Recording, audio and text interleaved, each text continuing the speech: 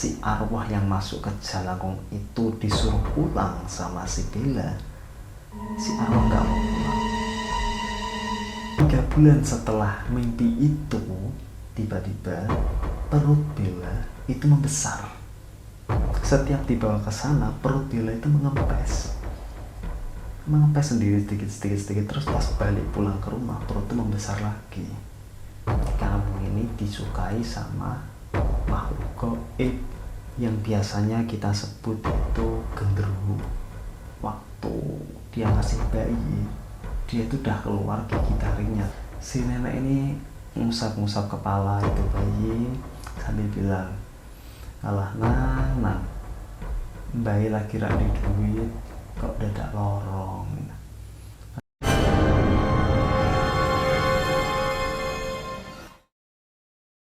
Kisah ini terjadi sekitar tahun 1980 di suatu desa di Jawa Tengah. Hiduplah seorang gadis muda yang di video ini anggap saja namanya Bella. Bella ini beda dengan gadis-gadis seumurannya pada umumnya. Gadis-gadis seumurannya itu biasanya nongkrong, pacaran, ya kan. Nah, si Bella ini punya kebiasaan yang unik, teman-teman. Dia selalu suka di rumah sendiri dan menyendiri di kamar sambil bermain jalangkung. Kebetulan juga si Bella ini bertemu atau kenal dengan salah satu gadis juga di desanya yang sama-sama memiliki ketertarikan tentang jalangkung. Sudah 1 tahun lebih kebiasaan Bella dan temannya ini menyendiri di kamar dan bermain jalangkung tanpa sepengetahuan orang tua Bella. Suatu saat kejadian aneh terjadi. Yang biasanya Bella bermain jalangkung sekitar 1 jam selesai, ini saat si arwah yang masuk ke Jalangkung itu disuruh pulang sama si Bella, si arwah nggak mau pulang. Kejadian itu dari mulai tengah malam sampai menjelang subuh. Di keesokan harinya tiba-tiba ada yang berbeda dengan Bella. Yang biasanya Bella itu nggak pernah dandan, dia jarang pakai pakaian yang bagus. Tiba-tiba pagi itu Bella merasa seakan-akan dia berbunga-bunga, seakan-akan dia merasa jatuh cinta gitu. Dia tiba-tiba pagi itu dia mandi, terus dia make up, dia dandan cantik dan memakai pakaian yang terbaik yang dia punya. Si bapak dan ibu ini terheran-heran. Saking herannya mereka sampai bertanya ke Bella. Tanyalah itu Bella, emang ada mau ketemuan sama cowok kah? Si Bella cuma bilang, alah pak, enggak dong pak, ya cuma pengen aja. Bella bilang gitu. Tapi Bella pun sebenarnya merasa aneh. Dia juga merasa kayak, kenapa kok tiba-tiba aku begini ya gitu. Dan 1 hari itu Bella masih merasa berbunga-bunga terus hatinya. Nah, pada malam harinya ketika Bella tidur, Bella masih memakai pakaian yang sama dan Bella belum menghapus make up-nya. Entah itu karena dia suka dengan make up-nya atau gimana, nggak paham. Yang penting si Bella pun ini nggak paham kenapa dia kok sampai kayak gitu. Nah, pas di tidurnya itu Bella bermimpi. Dia bermimpi menikah dengan seorang laki-laki yang belum dia kenal sama sekali. Dia nggak pernah kenal dan dia nggak tahu itu siapa. Tapi di dalam mimpi itu dia menikah dan melakukan hubungan suami istri. Nah, pas bangun dari tidurnya, si Bella itu nggak menceritakan kejadian itu ke bapak ibunya maupun ke teman mainnya. Dan keesokan harinya pun kehidupan Bella masih tetap sama. Dia masih bermain jalangkung, dia masih senang menyendiri. Nah, 3 bulan setelah mimpi itu, tiba-tiba perut Bella itu membesar. Perut Bella membesar dengan sendirinya, nggak seperti hamil pada umumnya yang besar sedikit-sedikit, tapi tiba-tiba bulan ketiga itu perutnya besar. Nah, si orang tua kaget dan berpikir ini pasti dibuat orang, seperti disantet gitu teman-teman. Pemikiran orang tuanya seperti itu, ini pasti disantet ini. Terus Bella dibawalah sama si bapaknya itu ke paranormal. Si paranormal pun bilang ini disantet, dan dia bisa membuktikan dengan segala macam triknya itu. Dia bisa membuktikan kalau bisa mengeluarkan paku, bisa mengeluarkan apa yang di luar nalar kita lah. Nah, tapi sudah 9 paranormal yang didatangi bapaknya Bella dan Bella ini, nggak ada yang membawa hasil, dan perut Bella tetap besar. Kemudian bapak Bella ini tidak pantang menyerah, dia masih mencari paranormal lain. Kemudian ketemulah satu paranormal yang sama-sama di daerah Jawa Tengah. Berbeda dari 9 paranormal lain, si satu paranormal ini dia berkata yang di dalam perut itu jabang bayi. Shock mereka, si bapak pun shock dan bahkan marah dengan si paranormal itu. Kenapa?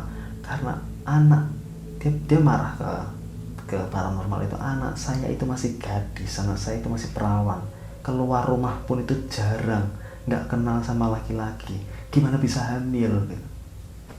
Si Bella pun ya memang dia merasa dia nggak keluar sama siapa-siapa, dia nggak pernah kenalan sama cowok, dan dia merasa dia masih perawan, dia masih gadis. Nah, saking marahnya si bapak ini, kemudian bapak itu meninggalkan paranormal itu. Kemudian dia mencari paranormal lain, dan sama seperti itu lagi.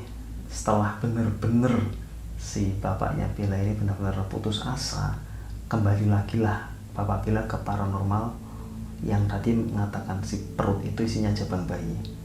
Baliklah ke rumah paranormal itu. Bapaknya bilang, udah gini aja, kamu kalau memang mengatakan ini perut anak saya isinya bayi, tolong dibuktikan. Kemudian si paranormal itu mengambil air dan dibaca-bacakanlah doa-doa, mantra-mantra yang kita nggak tahu, hanya paranormal itu yang tahu. Ditiupkanlah ke air itu dan disuruh si Bella itu minum. Setelah Bella itu minum, tiba-tiba perutnya itu sakit. Pas Bella kesakitan itu, si paranormal bilang, kalau udah gini aku nggak bisa bantu, ini sudah tugasnya bidan yang bantu. Dibawalah Bella ke bidan, lahirlah anak laki-laki normal, teman-teman. Itu sampai bidannya pun kaget. Nah, ini masih gadis, tapi kok bisa hamil, terus punya bapaknya itu sekecil apa. Bidannya sampai heran-heran gitu. Nah, oh ya, ada yang lupa. Jadi gini, waktu Bella dibawa ke paranormal yang tadi dia bilang kalau perutnya jabang bayi itu, setiap dibawa ke sana perut Bella itu mengempes sendiri sedikit, terus pas balik pulang ke rumah perut itu membesar lagi. Oke. Itu yang aneh, teman-teman. Terus balik lagi ke tadi, setelah bayi itu lahir, Bella akhirnya menceritakan semua kejadiannya kepada bapak, ibu, dan paranormal itu. Kalau Bella sering menyendiri itu Bella bermain jalangkung, dan Bella itu pernah bermimpi begini, pernah begini gitu. Nah akhirnya si paranormal itu kayak dapat pencerahan gitu. Nah berarti kamu ini disukai sama makhluk gaib yang biasanya kita sebut itu genderuwo.